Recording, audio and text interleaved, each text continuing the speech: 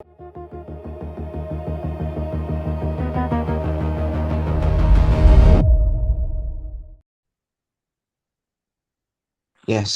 Hello, everyone. Welcome back to the show. Today's today's conversation explores one of the biggest questions we can ask. Where do humans actually fit in the grand story of life? We are joined by Anne Riley, an author, researcher, and big picture thinker who has spent years connecting science, history, and human behavior into a single framework, drawing inspiration from thinkers like Charles Darwin and Stephen Jay Gould. And is it Gould or Gould? Gould, I think it's Gould. Gould, Gould. okay.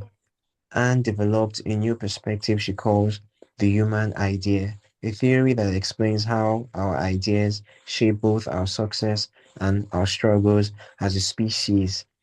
This is a conversation about humanity, systems, and the future we are building. And welcome to Thought Atlas. It's a pleasure to have you. Oh, it's a pleasure to be here. Thank you so much. And I just enjoy your podcast so much. I was enthralled with your last guest about neuroscience, and I thought, oh, we fit together at different levels. Yeah, But it yeah. was it Thank was you so much. absolutely fascinating. Wow, thank you so much. I really, really appreciate that. So, and here on Thought Atlas, I and my listeners, we want to get to know our guests, on a personal level. So, can you tell us more about yourself? Sure. I'm born in the United States. I was born in Washington State. I was the 11th of 12 children, which Wow. absolutely affected, how I perceive the world. My Yes. dad was a scientist. My mom really sharp and a good disciplinarian. So I grew up where the sciences were really important and thinking was really important. But I also found that my brain wasn't as deep as it was wide. So Yeah. even though I like to think about all these logical things, I was very logical. I wanted always to look for connection. I wanted to Yes. see the patterns in the world. And and as I grew up, I started noticing the disparities in the patterns. Like, I learned about human evolution, and then the response with humans was, well, we're just so different. We don't really, we've evolved, but we don't really fit in the pattern anywhere. And I was like, Yeah. that can't be true. And yet, everything we show from the minute humans have been thinking, we have philosophers and we have, even scientists are discovering things about humans. They've always put sort of life in one bucket and humans in another. And so I think Yes. overall, I wanted everything to make sense. And so even though I'm not a scientist, my background is in business and accounting. Yes. And uh, I, I have been looking for those patterns all my life. Wow. Awesome. I would say we are kind of alike in a way. For me, I grew up in a society where, there's a general pattern of thinking, and it has to do with a lot of factors, religion, politics, Right, culture. I don't want to go into details, but then again, if you are not thinking in that, if you're not in that general frequency that everybody's thinking, you are kind of like an outcast in a way, to the point where, especially if you live in a rural area where that kind of thinking is really predominant, you kind right. of stand out, and it's as if you're trying to challenge the status quo. If you're Oh, not even absolutely. careful, yeah, you could get bullied. So sometimes it's best to just, be reserved and keep your should I say controversial ideas to yourself. Right. And Yeah. I think that is true. And the problem with me is that I'm just pretty honest with myself. And that's a good thing and it's a bad thing because I couldn't let go of the idea that, no, I'm sorry, that just, it's not that it doesn't make sense, is that, when you read Darwin and you read Stephen Jay Gould, you see how the natural world follows. It makes sense, not because they have brains and they're sensible, but because things follow logically. Yes. Simple things become more complex things. You can look at the evolution of life from our single cell to all the creatures we see today. It makes sense. And so humans have to make sense too. Yes. And yet, what happened, I think what's really interesting is that humans began to think. And what my theory is about is that humans have the ability, one ability that the rest of life doesn't have, and that is the ability to think. The Yes, I ability totally to agree with you. yeah, to conjure up a thought and then act on it. You know, Animals can do certain things, like birds can build a nest, but they can't look at the tree and say, I'm going to build a three-story concrete structure in that tree to house me and Exactly. my future generations. Everything they've learned has been built into their genetic past, from their genetic Yes. past, so that they can do what they need to do to survive. But humans have come along and broken that line a little bit. What humans can say is, huh, I can build a three-story concrete structure on this piece of land over here, or even in a tree if I want, although it might not work very well. But I can do that. And I have the ability to take an idea, which is not physical, and put it into a physical form. And once an idea is in physical form, it can evolve just like any other life form in the ecosystem. And that's what humans, I think, do is they've built a whole ecosystem based on ideas that are put into reality. So we first started with language and writing. As soon as we had those words written on tablets, people could share them. When people could Yes. share them, they could extend the ideas further. So what did we got? A printing, we got books and we got printing presses, and now we have computers and satellites and all kinds of amazing things that really stem from one basic idea, which is language and writing. Yeah. And to add to everything you've said, it's almost like in life, every other animal except human beings are like NPCs in the game. I don't know if you're familiar with that term. I am not. Okay, so an NPC is essentially a known playable character. It's a Oh, character that has predetermined characteristic traits that they can. These are the things that it's like when you're playing the game, you're the player, right? Then right, there are other characters in the game. Those characters have predetermined roles and predetermined things that they do. They cannot do anything aside that. So that's right. basically what animals are. So in Yes, life, they're like NPCs. But for example, a lion has a biological importance, an ant has a biological importance. Even the right, mosquito, the microbes, they have biological importance. They have a biological role to play in, right, the whole ecosystem of the earth. But we right. human beings, we are literally the only species on this planet capable of free will. I can Right. literally decide that I want to be a nuisance to it. Yeah. That's the amount of free will that we have. I can decide that, Yes. what, I'm going to use the rest of my life to cause nuisance Yeah. while I'm on this planet. I'm going to destroy everything in my path, ruin this. Mhm. That's the level of free will that we have, and it's honestly Right. crazy. But I'm Right. I'm glad that for the most part that let's just say a, a substantial amount of humans, both from the past and currently present, and at some point in the future, have used their time on Earth to to build and create and do the wonderful things we are all enjoying today. I mean, think about it. The current device I'm speaking to you with 99 years ago, let's just say 100 years ago, it was essentially inconceivable to like 99.99% of human beings on Earth. But today Right. now it's a thing. And you can hear me clearly. I'm literally thousands of miles away. I mean, in a Sure. whole another continent, in a whole another Right. language, and it's just Right. mind-boggling. Yeah. So Yes. I want, yeah. Did you I, want to I, I say something? wanted I wanted to say, to your thing about humans being the only species, but here's the thing is humans are the only species who can create and choose. But the interesting thing is that we are actually born without any ideas in our head at all, right? We're born as Wow. babies with no ideas. And Yeah. so what ideas get put into heads as children grow is exceedingly important. So if we always put ideas of, you know, I don't know, whatever you want, that the sky is purple, there's one God versus another God, that there's this and this and this, Yes. then that shapes how a person views the world and the decisions and the ideas that they make.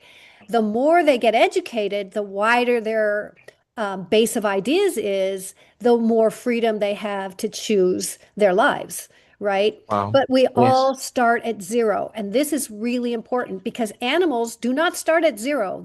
Inherit all the genetic information they need to live their lives. All Yes. and so do we. We inherit all our genetic information, but we humans are thinkers and we're communicators, and we have to survive by living in this world of ideas, which I call the ideasphere. We have to Yes. survive that way, but we're born with no ideas. So it's a very interesting phenomena, and what it's very subjective. Whatever ideas we put in a person's head will shape what their actions are going to be in the future.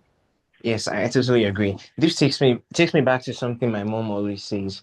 She says in our local Creole, we have a Creole here that we speak that like it's a like a version of English. We call it Pidgin English.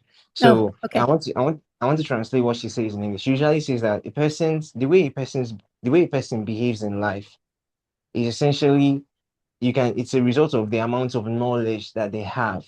Right. So the more knowledge you have, the more differently you would behave than there's how do I put it? Oh my God, I don't know how to articulate it in English, but essentially, I hope you understand. The way you just behave in life, or whatever you do in life, whatever you achieve, how you live your life, essentially, is as a result of how much you know. Right. So I think that's how she puts Or it. and again, how do you know stuff? People have to put that in, Exactly, right? And so exactly. your Yeah, parents put it in, your friends put it in, everybody you interact with is putting ideas in your head, including education, teachers, uh, people in the community. Everybody's putting ideas in your head. And really, what you do as a child is absorb those things almost before you know it. Obviously you're learning how to speak before you're two, and you really can't remember anything that you learned, but you're learning. yes, yes, Right. that's 100% And true. it's Yeah, not until you're an adult sometimes that you can really start to sort it out and say, wait a second, I have enough experience now to make my own decisions, you know. exactly. It's very, and this is where I think, here in the United States, I think we've done a poor job of educating people to become members of the human society. We educate people to get jobs, not necessarily to become members in this human society in which we have to give and take. And I think that Yes. some of the problems we see today are a result of years, 50 years of really going off track on education. Oh my, that's absolutely crazy. Wow. Yeah. Wow, wow. So I wanted to ask you, you spent sorry, him. We already answered the first question. We've inadvertently just answered the question without me even asking. So the next question I want to ask is, how did studying people like I know Charles Darwin, yes, but I don't know who Gould is. So how did Oh, studying Gould, I want you to tell us who he is and how did studying him and Charles Darwin shape the way you think today? yeah. Well, so Charles Darwin wrote he influenced me in two very huge ways. He wrote, of course, The Origin of Species in 1859, which Yes, outlined the theory of evolution and natural selection, which and showed how over time with different conditions that and variation we can have the plethora of creatures we have today. So yes, that very basic knowledge was helpful. But then I also read later on, he wrote a book called The Descent of Man. And in there, it's much later, 1880, yeah, 20 years after The Origin of Species. And he even says, I'm not really sure about this, but I'm going to write down my thoughts. And he says, yeah. he thought humans would become more and more moral as time went on because he thought morality was genetically inherited. Nah, And I and I don't was think like, so. no, no, of course not. But he tried to fit, he was looking for the pattern, right? The pattern Yeah. was, yes, that, we inherit things. So we must inherit this. But what he didn't understand, he said he didn't know about cells and DNA.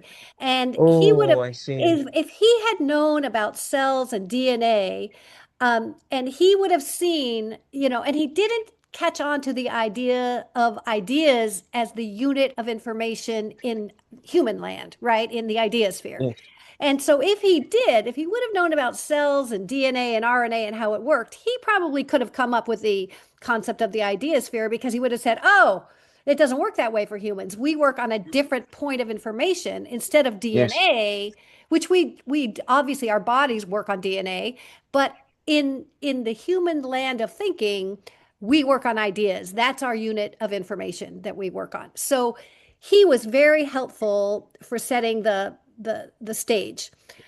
Stephen Jay yeah. Gould was a paleontologist. He died a few in the early 2000s, I believe. But he was a Wow. very famous paleontologist who wrote books that explained how life worked, just how things worked in the world. And he showed the logical progression from, one type of animal to another, or why things were the way they were. And he wrote a book called Wonderful Life, in which he expounded on the theory of contingency, which is that the earth moves on. It's got all these animals on it, and every once in a while there'll be a dramatic change in the environment.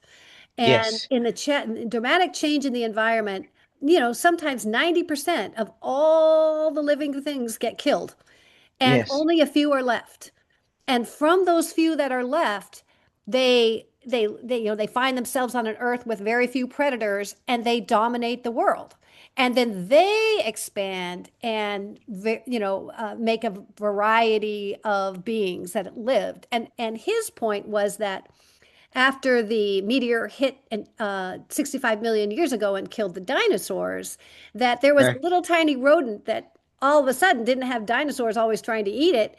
And that was a precursor of the human line that came, it's a long way away, 65 million Yes. years ago. But that ended up having as one of the outcomes a line of humans. And so his theory was that he called it wonderful life. He said you couldn't predict what would happen in the world. When the start of the universe came, you could not predict that humans would exist. You couldn't. There's too many Yes. variations. There's too many things that occur out of the blue. But if you look backwards, you can find the train all the way back to the beginning. So he's like, there may not be any meaning here, but it's sure wonderful that we're here. And Yeah. I love the book. I just loved it. So there was one other author that really made a difference in my life, and that was a book called Bionomics by Michael Rothschild. And Michael Rothschild was like me. He's an MBA, and he studied how economics compares to living systems. So he Yes. looked at like how a manufacturing department runs, and he compared it to how a cell runs. And I was like, oh, this is brilliant. Wow. He's got them connected. Uh-huh. And he did it in a bunch of different ways. And what he did was show me that these two things, the patterns are the same. The patterns work the same way, whether you're talking about human inventions or living systems. But I thought, if human inventions and living systems have the same patterns, humans themselves must have that same pattern.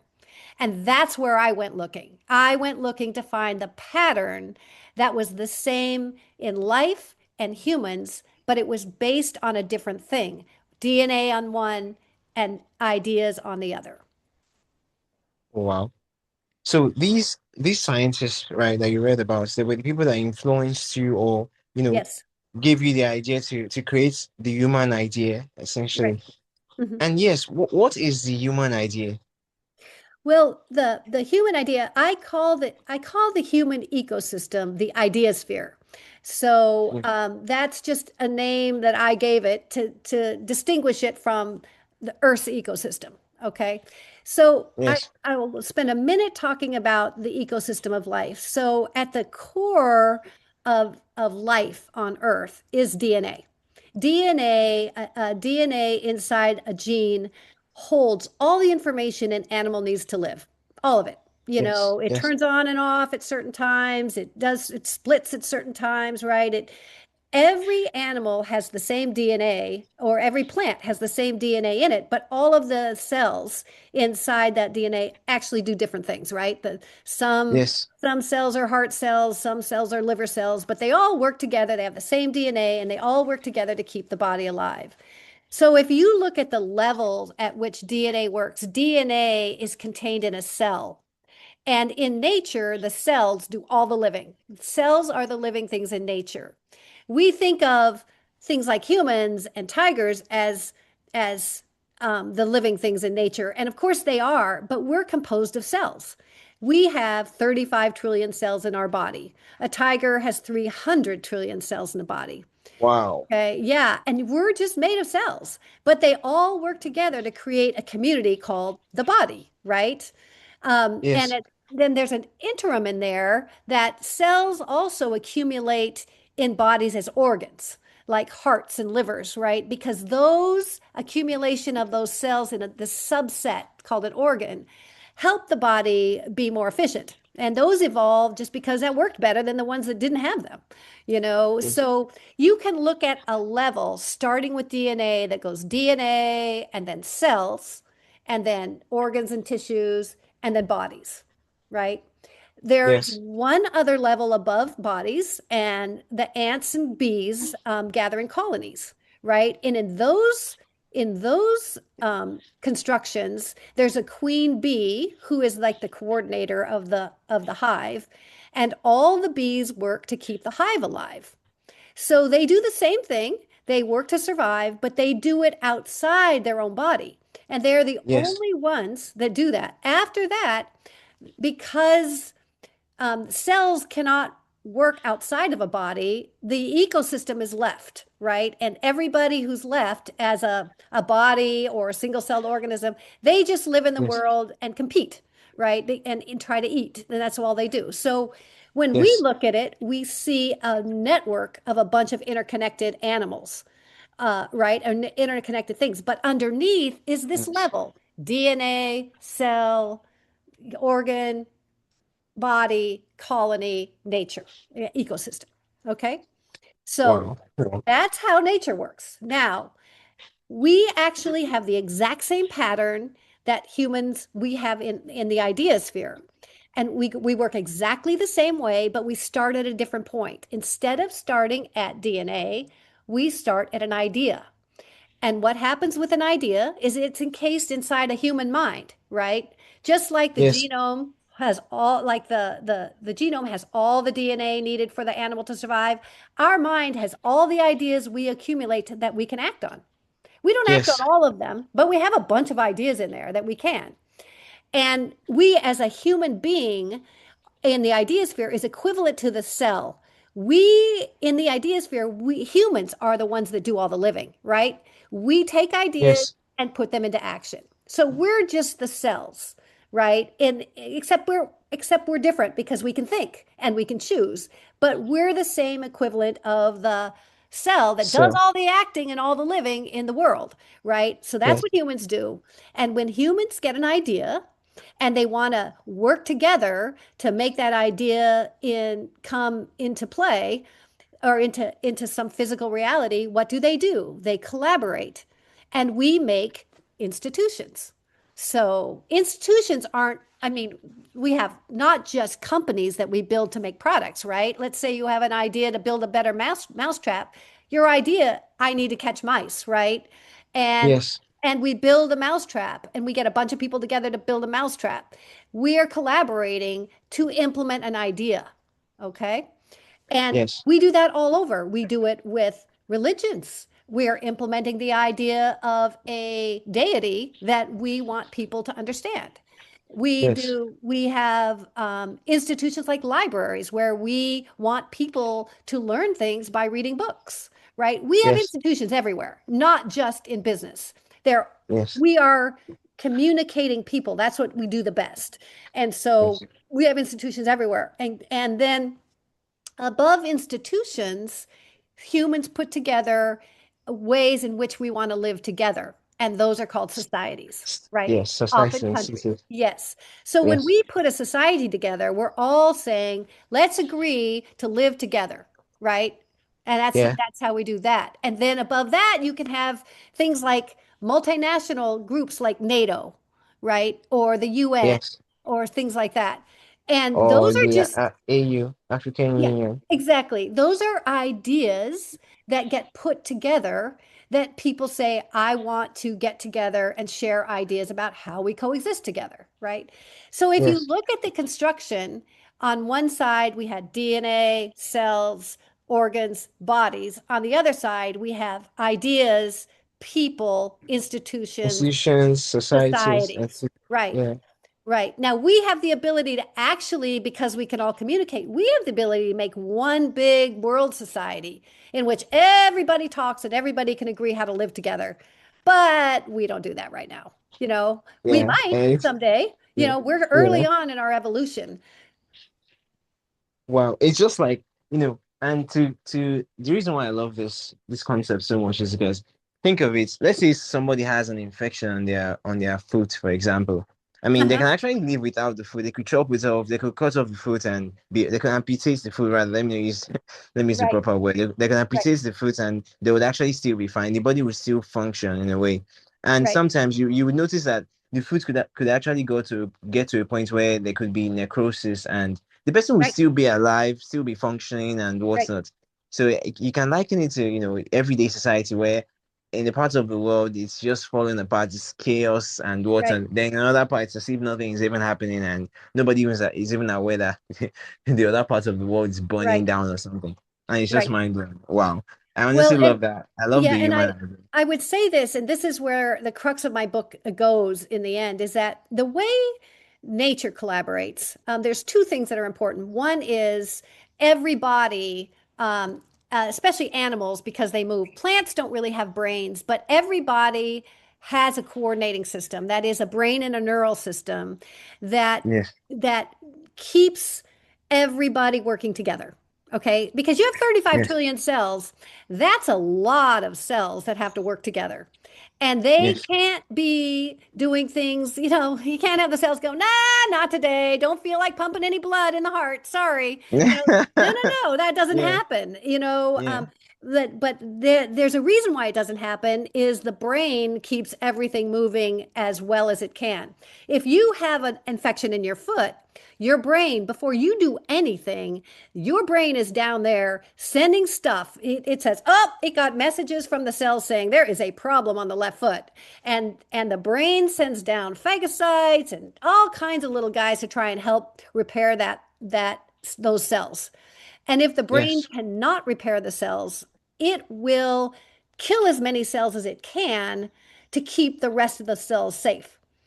And if yes, they just can't get that done, then you have an amputation issue, right? But the body is set up from millions of years of evolution to try and solve every problem it can as best it can, you know? So yes, that is something that's great. And so the body works on one notion. It tries to survive and it survives doing this. Whenever it's a collaborative thing, a body, it says, look, you cells, you get to do what you want, but you can't harm the other cells.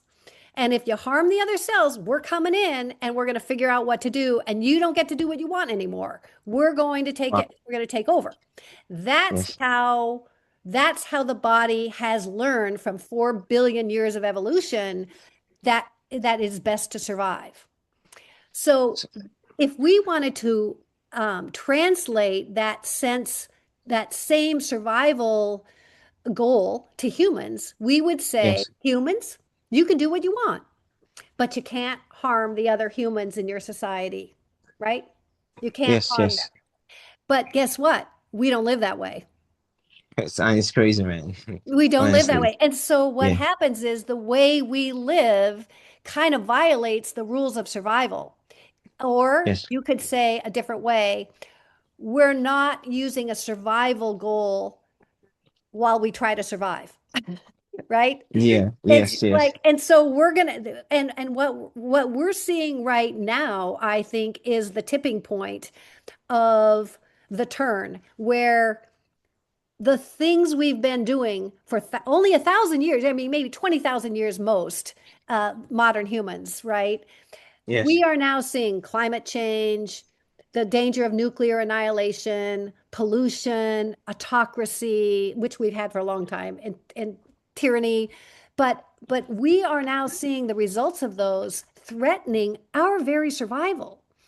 And I think the reason why I wanted, I want to people to kind of look at my theory is to show them that we aren't we need to do a little changing of our fundamental goal to understand the fundamental goal should be a little bit different than what we're doing so that we can survive, because I'm afraid that we're heading towards self-extinction, not not because we're stupid, but because the way we've been taught, the ideas we've had of, oh, everybody should accumulate as much wealth as we can. It doesn't matter if we pollute the air. It doesn't matter if we pollute the water, are going to catch Honestly, up to us. it's crazy, man. And I remember there was a documentary I think I saw on Nat Geo Wow, I think. So essentially the Earth has a kind of like a circulatory system, if you will, in Uh-huh. the sense that the ocean kind of rinses itself Sure. every, was it, is it every few thousand years or so, Hmm. where I can't, I honestly cannot remember the details or the specifics, but the ocean just has a way it flows around the planet, Hmm. flows through the continent, and comes back to the exact spot where it started flowing from. And throughout the Right. course of its journey, it kinds of like filters itself in a way. Oh my, sorry, I'm not an expert. I really can articulate all Oh, the scientific stuff about it, but I hope you don't yeah. understand. I But know, but it's similar. It's primarily based on the temperatures changes in the waters. When the yes, cold water comes in at the Arctic, and it sinks, and then it creates these currents that moves the warm water up to like through the Atlantic, up Africa, and to up through Great Britain and around. It creates a system that cleans the the system, you know, yes, yes, and that yes. is something we're disrupting. We're disrupting with our climate change. And Seriously, aside climate change, there was something I recently learned about at the beginning of this year. The Great Pacific Garbage Patch. Oh my God. oh I was like, yes. I am living on this planet. I am not even aware that such a thing exists. It's Hmm. literally the size of three countries. I think Yes. I was mind blown. Yes. At first up I was like, God, if you exist, I am not amongst the people who dumped all those trash. Please. Mhm. I need you to I need you to Right. understand. Right. I've been on this earth for just 20. I think I'm 25 now. Yes. I've even forgotten. Imagine, I just forgot my age. I was like, I've just been here for a very short while. I haven't used that much plastic products. My God, how does human beings are so Yes. selfish, man. We Well, are so and this selfish. is, you make such a good point, because when I was a kid, and I am much older than 25, Yeah. their garbage patch was a thing then too.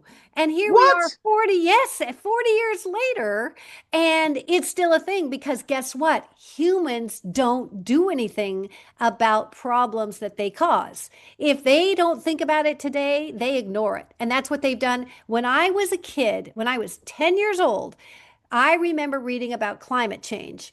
And here we are 50 years later, and it's just worse. Nobody did anything. We knew about it then. We didn't do anything, Yes. and this is where, well, it gets me back to, because our world, I think if you had to look at a primary goal that we have as humans, I would say the primary goal we have, it's not everybody, but enough to change the world, is accumulating wealth. And if you accumulate Yes. wealth at the expense of the environment, which, in accounting systems has a cost of zero, then hey, you're Yes. doing good, right? You're a good guy. You're successful. It's You're not, it's wonderful. honestly crazy, man. Yeah, And but here's the the thing. okay. Yes. Nature is a recycler. Nature recycles everything. So if humans want to go forward, we are going to have to put some serious resources into figuring out how to produce items that can be recycled. If not, Yes. we will not survive. We just won't. Honestly. We have to be able to be sustainable like nature. Now, I don't think we have to do everything right away, but we start on the biggest problems and work our way down. Yes. And there is hope, but we have to understand that there's a different paradigm we have to work from. And then the decisions we make are much clearer and easier to make because it's like, oh yeah, we can't have garbage. We have to figure out how to get rid of that garbage and make everything more sustainable in the future. Otherwise, we Yes. don't make Yes. it. Honestly, I think now I believe there are a lot of factors to why people are kind of nonchalant about this particular issue. Now, Right. first off, when I learned about the Pacific garbage patch that has been around for a while, but I learned about it this year, I was like, this actually gives me an idea or a sense of how big the earth is because I know for Yes. a fact that if the Pacific garbage patch has been around for that long and it's Mhm. literally, let's say, like it has been around and it was bothering people, like it's something that you can't really take your eyes off it. It's always in your front staring at you. You understand what I Right. mean? Like it's something that you can't necessarily run away from or escape. It's just it's in your immediate vicinity exactly. Right. We human beings would have actually dealt with it. But because of the fact that the earth is so big, it's so vast, like the earth is so Right. vast that that's how we have flat earthers. No, I don't mean to insult them. Everybody's entitled to their opinion, but I believe the reason why we have flat earthers is because of the fact that the earth is so vast that the Right. human mind cannot fathom it. So Right. imagine you literally have garbage that is the size of three countries that would take days to sail with a boat across. I Right. think because of the fact that it's so far away, it's in a place where it's almost a remote location that Right. nobody can see it. Right. They can even lie on the news that it doesn't exist, and people would believe. Is the Right. reason why we just left it unattended. We don't even care about it, kind of. Right. Right. Also, it's because of the fact that we human beings don't live too long. Most people will be like, okay, why should I solve the world's problem? I mean, if I live too long, maybe 70, 50 years, 60, Right. 60, 70, 80 years, Mhm. I'm gone. How is that my problem? You understand? Mhm. And this is the mentality of most people also. Then Right. one other thing I think, it's greed. Yeah. Honestly, let's not lie. Right. Clearing the Pacific garbage patch is going to be expensive. Oh my God, it's going to Yeah. cost a lot. People Right. might actually lose not just financial expense, people might actually die in the process. You Right. understand? Accidents can happen, lots of Right. things could go wrong. But the thing Right. is, if we don't start now, it's only Right. going to get worse. And like Right. you said, it's going to Mhm. get to a point where it will eventually contribute to the things that will cause our what extinction. And it's Right. just crazy, man. Now And you what's bad is that the humans will go extinct, not the earth. All the life, yes, I mean, I mean, we're doing our best to extinct, or to make extinct many animals and plants along the way, and that's our bad yeah. for sure. But guess what? The Earth wins. The Earth never loses an environmental battle ever. They're going to Wow. win. We're going to go, and with when we go extinct, the whole idea sphere goes with it. The ability to think and choose and make decisions goes with it. It's like evolution's big gamble, right? Let's make this, Yes. let's evolve this thing that thinks and chooses and let's see what happens. Well, it hasn't been going that well in some ways. You know, you know, ever from the beginning we've had wars and genocides and, hatred and from the very beginning it's like what is wrong with us? We never Honestly. knew the survival mechanism that came right before us that we are part of, that our bodies work, but not our minds. And, we are, if we go extinct, we take the whole concept of thinking and producing with it. Yes. And that's just what's going to happen if we don't shape up. And that there are lots of other smart animals around. Crows have big brains, porpoises and octopi have huge brains. Maybe one of Yeah. those will evolve a line that will actually do a better job than we have done. I don't know. But I think that what I'd like to do is have people look at the history that's right here in front of us that we now know because we know about cells and we know about RNA and I know about DNA, that Yeah. we know how a brain functions to keep things surviving, that maybe we could use a few pointers. And I point out in my book that if we ran governments the way a brain runs a body, even given the fact that we have choice on our side, we would make completely different decisions about governments, about elections, about taxation, about education, about homelessness and prisons. All these things would look different if we if we saw things through the lens of nature. Wow. Wow, honestly. Now, before I ask the next question, for for crows and I think you said octopus, is it octopus or even Yeah, dolphins too, sir? octopus, dolphins, Yeah, whales. Some whales are really, yeah, really smart. yeah. Yeah. So So yeah. the thing is, let's say by some semblance of a chance, they would have the opportunity to evolve. That will Mhm. only happen if we don't kill them first. Right. Exactly. So, Exactly. so that's just a crazy thing. But honestly, human beings, oh my, I feel so bad right now. I feel like we are just too selfish as a species. We just want to destroy everything. Without even giving it a second thought. And we just, oh Well, my God, it's yeah, just and crazy. but look at where we are today. Things are getting really dicey. We just, here in the United States, we just had a man start a war for God knows what reason. We still can't figure it out over here, and I live here. Man, Yeah, yeah, and it's like it doesn't make any sense. We have gone to a point of, I mean, the United States Constitution was a great model, and we have violated it right and left. And nobody is taking care to do the things that we had set up in the Constitution. And look at where we are today. I think people are really scared. And I think we are really coming to a tipping point where my goal is to get this idea out there and have people say, "Oh, there actually is a model that works. There's a model yes, that works. It's worked for 4 billion years. We started off badly. We have broken the model, but now we know we can follow this model and do better." And I just hope it's not too late. But honestly, there is a model that works, and I think we can embrace it and do differently. But boy, the entrenched ideas of profit and wealth accumulation are really deep. And you're going to have most people, when I talk to them about my theory, the first thing they say is, it'll never work. And I'm like, well, that's wow, because the idea isn't in your head yet, right? yes, The idea is not there. All these other ideas are in your head, but this one isn't. And unless I get enough of this idea in enough people's heads, it's not going to make a difference, but that's the goal. But man, it's I crazy. don't do things small, unfortunately. Yes.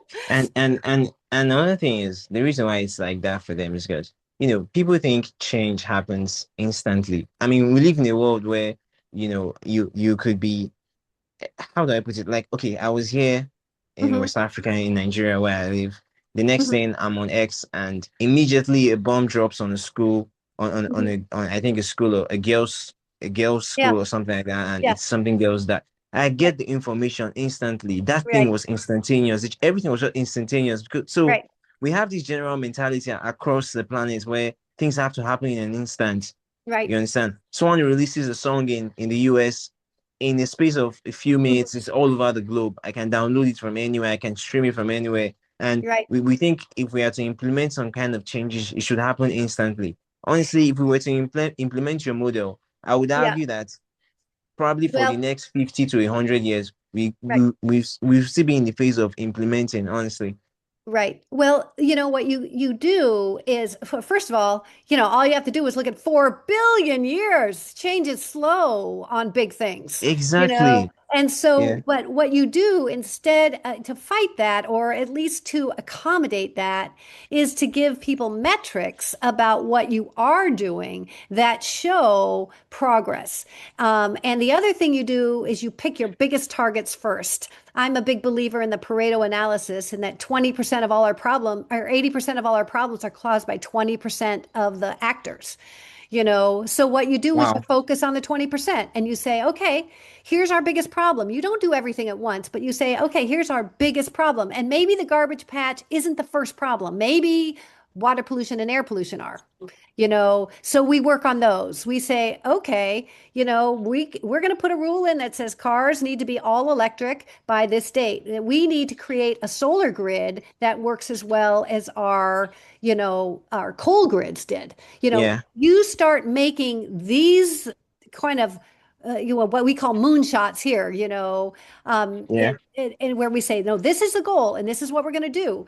And immediately what happens today is the oil companies come in and sue and say, nope, we're not going to let Oh, you build a honestly, solar grid. And you I was just about say, to say it. Yeah, and we I just say was no, about to say the that's oil okay. companies are never going to back down. Yeah. Yeah. And well, Yeah. and that's the thing is the other thing you do right away is all these huge wealthy companies that make huge profits, they get their income tax is very high. All of a sudden, Yes. they get very high. And that way, instead of paying tax, they put their money back into their business to do things that are in line with the goals of the society. And that's see, Yes. the job of government is to coordinate how we live together. It does not the job to protect an industry. It's the job to protect the community needs. And I give this example in my book is that the community needs energy. It doesn't need Yes. oil. It needs energy. It can get oil, it can get energy from solar, from geothermal, from wind, from water, and oil and coal.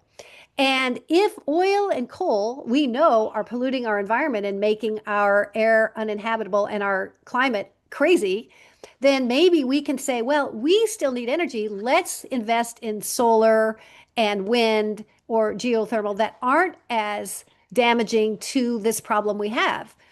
And then Yes. if the oil company gets mad, that's not our job, is to protect oil industry. Our job is to protect the energy for people. That's our Yes. job. And we don't see it that way anymore. We see it as, oh, our job is to protect the oil industry. That is not the job of a coordinating unit. That is not the job of government. So this is where I see some of our concepts about how we govern are have gotten off kilter. Oh man, I'm just thinking about it, and it's not going to be easy. I'm thinking about the court cases. Some No of kidding. the court cases could take years. First off, we would have to revamp the whole political system because let's not Yep. lie, democracy is kind of it has its loopholes. It's kind of inefficient. Where because Yep. you Yep. can just come you people can literally inadvertently elect the dumbest person as the president, where he can Oh just yeah, create we a did that. We spectacle. did that. He can just create a spectacle, kind of dazzle people and be like, "Oh my God, I love this dude. Let's make him the president." And it's just, man, are you serious Yeah. right now? We need to Well, look for the governing is smartest. hard. Governing is Yeah, hard. And again, the purpose of governing is for people to live together. Our president could care less about that concept. He's the opposite of what we need as a president. That's just by his actions. And yes, honestly, and I totally agree with you. It's just mind-boggling, man. We need people. We need the most intelligent, smartest people in those positions because they will Mhm. be the ones to make the decisions that will actually ensure the survival of their Right, country and of course the right, human race in general. I right, mean, I'm just right. wait. Do you believe that if we actually begin to implement your ideas, begin Uh, to well, learn here's the from way, nature, do you you believe we, know, we can shift things in time? well, I believe that humans can be both amazing and dangerous, as we have kind of discussed.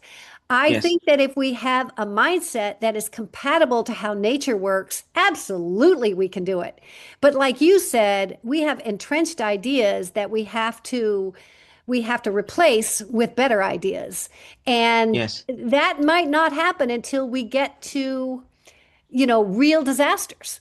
I think we're in real disaster era now, but it's not. That's why I'm putting this idea out there and really making a point to get the idea. When you said, well, this will take a long time, my response is, let's get started.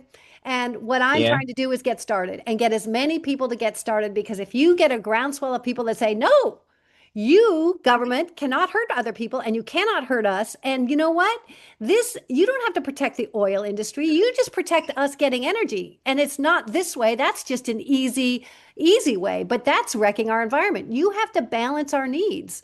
You have to do this. And we need yes, people who are willing to do that, who are willing to put the common good, which is what the Constitution says they must do, first and only. Take the money out of governments, take the money out of elections. Right now, in America, we have legalized bribery with lobbying and PAC money running around buying off elections. yes. It's ridiculous. It's the complete violation of what we should be doing. So, yeah, I say get started. There's a lot of problems to cover. I give a bunch of them. I give a bunch of examples of how we can approach these problems in my book because I wanted people to see that there is a solution. And it really stems on this one concept of people should be able to do what they want, but they can't harm others. And that goes for companies, it goes for governments, but it goes for us individuals too. You know, Yes. you make a better world, and it's so much easier to figure things out when you live by this motto. I have been living by this motto for, several years now, and it is so much easier to see the world and how to behave in it. Yes. And I think that it kind of gives me hope. But again, any idea needs a groundswell for it to make an impact. And it's really hard to make an impact on an idea that is at once obvious, right? But at the other Yes. hand, it's hard because we are not geared that way. Everything we've learned has been in a different direction. And now I'm saying, maybe we should change direction or change your fundamental direction and work a little bit differently. And that's hard. I get it.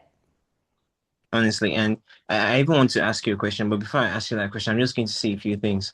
I live in West Africa. Hmm. Africa is necessarily known for its, infrastructure, economic development and whatnot. Yeah, yes, it has resources and whatnot, but then again, Hmm. it's not really keeping up with the, with first world countries or even the second world countries. Lots of things are going on. The thing is, Hmm. though we have people in Africa, don't want to brag or I'm actually let me just try and be honest. We have people in Africa, they actually when it comes to intellectually they're all there, you understand. But Hmm. the thing is, the people in power, people in government don't care. They don't care if you are intellectual African or not. I don't know why it's like that for them. Probably maybe they're in Well, cohorts with the imperialists and whatnot. But the thing is, I live in Africa, and what I'm trying to say essentially is I don't have any hope for my country. I really hope my people are not able to tell that I'm the one saying this because I have sat down and I've thought about my place in this world. hmm. I've look at the country I'm from. Look at what's happening in my country. Look at how Hmm. the imperialist nation kind of like are using the corrupt politicians in my country to exploit my nation. They don't care Right, about the future of the youth. right, They don't care about anything essentially. So the best thing I right, can do is find a way to leave this place and go and use my skills and right, right, my spirit for community somewhere else where they would accept me. Now I right. want to understand, you are looking at it from a planet scale, the earth. Hmm. You're looking at it the way the whole of humanity is heading. Right. Honestly, I mean, I'm looking at it just from my country's perspective, and I've already Yeah. lost hope. But you still have hope for humanity. You still have hope for the world. So what I Well, want to ask you is, where does this hope come from, essentially? If you can right. help me, maybe kind of help me be hopeful Well, again. yeah. So look at your country, and I don't know the specifics, and I don't know enough, but let's say in your country, you get enough Yes, people who say, "Oh, we want a fundamental redirection of our country, which is that we want to work for the good of the people, and we have some really really great resources here. We've got rare earth elements or whatever, right? That you have." yes, And what you do is you, as a group, if you get enough people to start working this way, you get involved in every level of your government. At schools, you start teaching people to become members of society. You start teaching them about here's what you can do. Sky's the limit, but can't harm other people.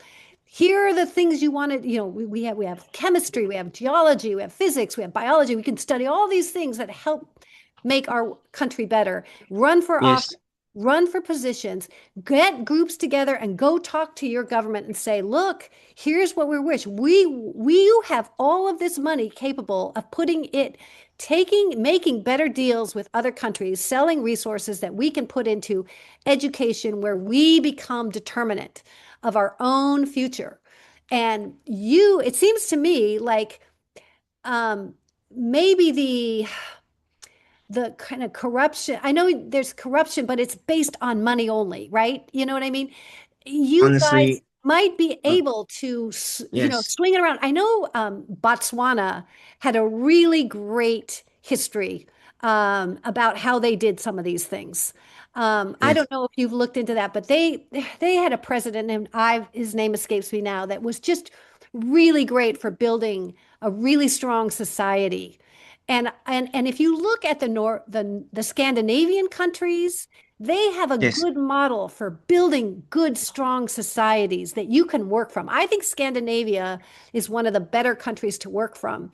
And if you guys have resources, you guys have intellectual capabilities, it's a matter of redirecting and giving your leaders the idea that the people will love them if they do the things for the people, you know? Yes. And Yes. so the idea is take this, get your fellow citizens involved, get them to run for school board and local government and not and work for the good of the people and work for what works for your country's citizens and work on the Yeah. biggest problems first and then work your way down. And big changes come from small changes. Right? Yes. You Yes. can, when if you're on a diet and you want to lose 10 pounds, you don't lose 10 pounds in a day. You lose 1 pound, a half a pound, you go up a pound, you go down a pound.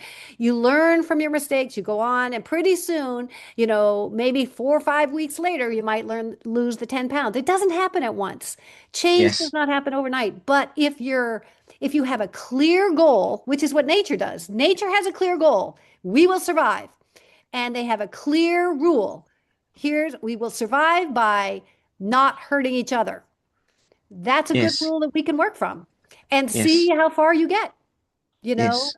that's Honestly, what honestly, Anne, thank you so much for your wise words and your advice. But I'm going to be honest with you, it's not going to be easy. Oh my nope. God, the culture in this country. Oh, I don't know. Mhm.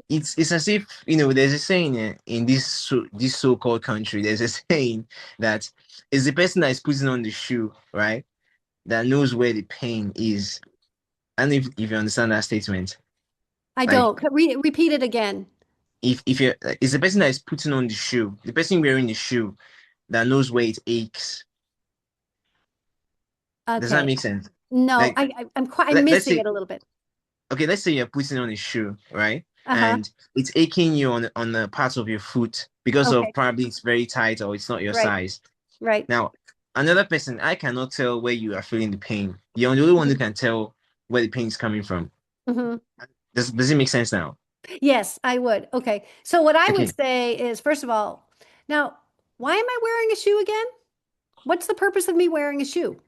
No, what I'm trying to say is Yeah. like I live in the country. I know how deep. Oh my God! See, besides aside, Yeah. there's the cultural aspect. There's the aspect of religion. There are Right. so many things. There are so many Right. things separating people in this country that there Right. can almost never be any cohesion for them Right. to actually come together. And I Well, have a group of friends, about 10 friends that I've been talking to. We're in a yeah. group on WhatsApp. Right. I've been talking to them, trying to, I always send them in like posts from X. Right. Sometimes I write articles on X and I copy and send Right. to them. I say, "Oh, look at what's happening. Look at what we need to do. Right. We're going to get married. We're going to give birth to children. This is how we should bring them up." They don't Right. even listen to me. These are my close Right. friends. We are buddies. We've known each other for years. Right. Now Right. imagine trying to talk to people that we're of different ethnicities. We speak different because in my country there Okay. are more than 500 languages, and Yeah. let's say That's there, amazing. there could be there could be Yeah. religious, and Right. maybe if I'm not religious, they won't even listen to me. Not to So talk of it's let crazy, me man. let me ask you this. Yes, Do you think of those 10 friends that you have, if you said, look, do you believe that it's okay for you to harm other people or for other people to harm you? yeah, Is it okay? Is it no, okay for you? definitely not, They would all say definitely no, not. right? Yes, That's the base you work from because you see, that's how nature works. They say, look, nobody and everybody agrees with no harm.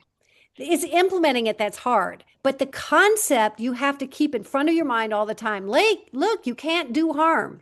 And if you do harm, you recognize it and you redirect.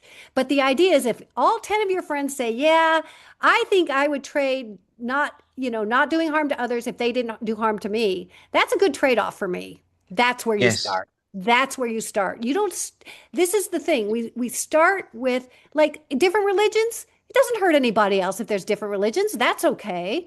As long Yes. as your religion says you can't harm anybody and you don't harm. If your religion says, hey, you can kill anybody you want, that's not a great religion. It's not going to help. It's not going to lead you towards cohesion and societal Exactly. peace. So that's where you start. You start from the place that nature has agreed works.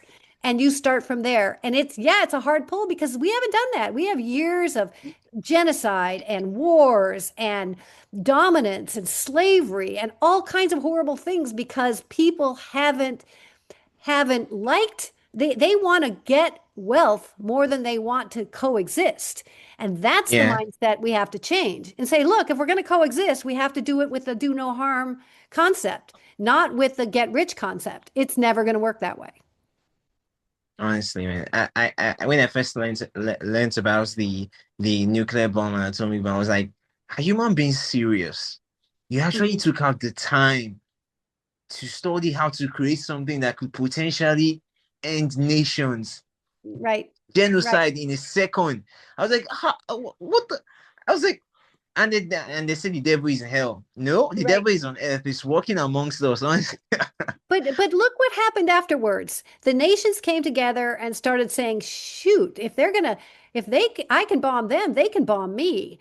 And they Yeah. started making non-proliferation treaties out of self-protection. So that's Yes. exactly how it should. I mean, yeah, we did it. That was bad. But what did we do afterwards? We said, yeah, let's temper this.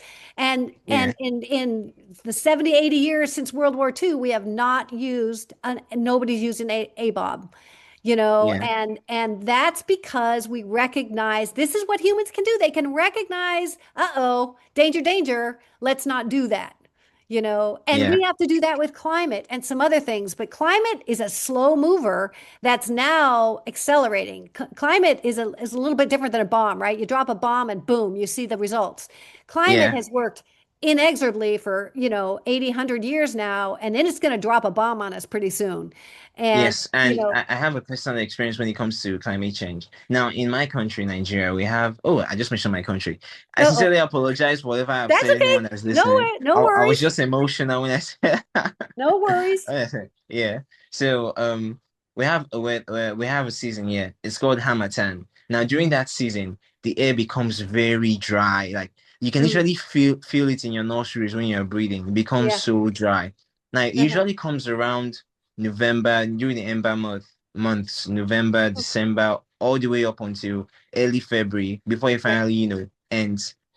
It's right. been 2 years now, and I've not experienced Hamatan. That's just crazy. Oh, yep, yep, All yep. the while growing up, I used to experience Hamatan. We used to anticipate it. Right, Hamatan is coming. The funny thing, the hair is so dry, but it's so cold at the same time. Early in the right, morning, you wouldn't be able to take your bath because it's to be so cold. Of course, not right, like right, in Europe or in America, but it's actually be quite cold here.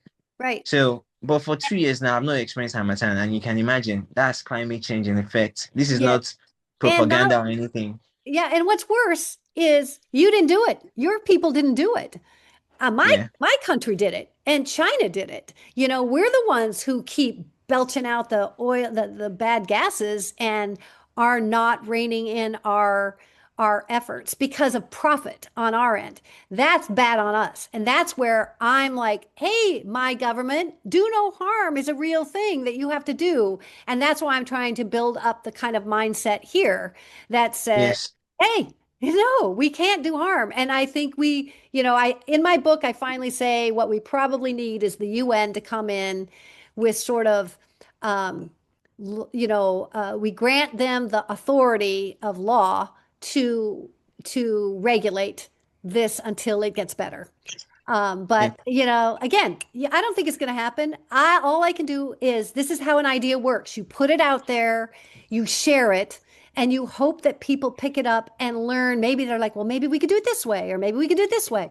Yes. That's all you can do in the human world is put an idea out there, get it shared, and then make changes as a result. It's all you can do. Honestly, and I really appreciate the work you're doing. And I really hope that you actually really do change the world because I can see that that's the direction you're heading towards. I'm going to contribute my quota by making sure I share this. Once I finally Okay. edit and upload it, I'm going to share it to my friends and share it to everyone I can.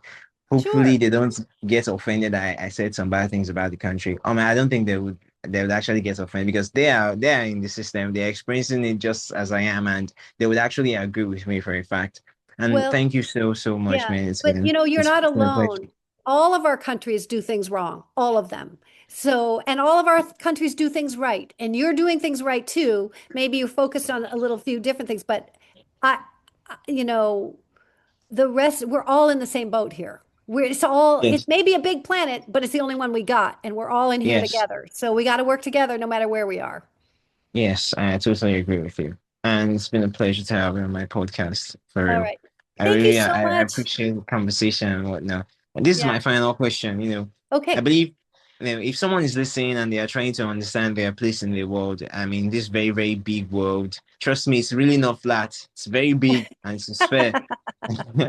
You only think it's flat because of how big it is. Right. What would you want them to know about being a human being? Right. I would say that there really is a model about how to survive as a human. And it is summed up in these two words: do what you want, but don't hurt others. And convince everybody else to live that way too. It maximizes your freedom of choice and it minimizes the harm that, we do to others when we have to live together. Yes. Wow. Thank you so much for those wise words. And once again, this has been a very fascinating conversation. You've actually enlightened and you've taught me a lot. Oh, Honestly, good. thank you I'm so so much. glad. Well, I I've really enjoyed it so appreciate. much. Yeah, I really appreciate the time. And where can my listeners, learn more about your work, get a copy of your book, and Yeah. spread this knowledge? Yeah, the best place is on thehumanidea.com is my website, and it has all links to all my books. And you can, take a look at it there. And the book is on Amazon. It's not translated into a bunch of other languages. It's most just English right now. But there is a Kindle and an Audible version as well as a paperback, and it's not long and it's very approachable. It is not meant for scientists to read it, it's meant for people to read it. So Wow. you should be comfortable with it. And I make some very bad jokes, but other than that, it's you know, Yeah. I can't help it. It's just the way I am. Once again, it's been a pleasure to have you on my podcast. I really, really love and appreciate the work you're doing. I Thank you honestly so wish much. that there were more people like you. There are only a few people like you on this planet, and we need more people like you, honestly. Oh, And thank you so much. Well, maybe yes, if people read my book, they'll find out that they can be better versions of themselves that follow along. So that'd be great. yes, yes, honestly. Once Okay. again, thank you so much for coming to my podcast. Taking out the time to share your knowledge and your expertise and all. It's really been a pleasure. Thank Uh, you so much. And please my do not my forget to pleasure. leave a review on the podcast so I can find more wonderful, beautiful guests like yourself. Okay. Hey, thank you Yeah, so much. This was great. And you asked really good questions and really helped parsing through some of the details of the theory so that it was easier to understand. So I really appreciate that. for sure, for sure. I try. I try my best. Thank you so much. Please take Very care good. of yourself and do have a You too. wonderful day. Okay. Bye-bye. Okay. Bye bye.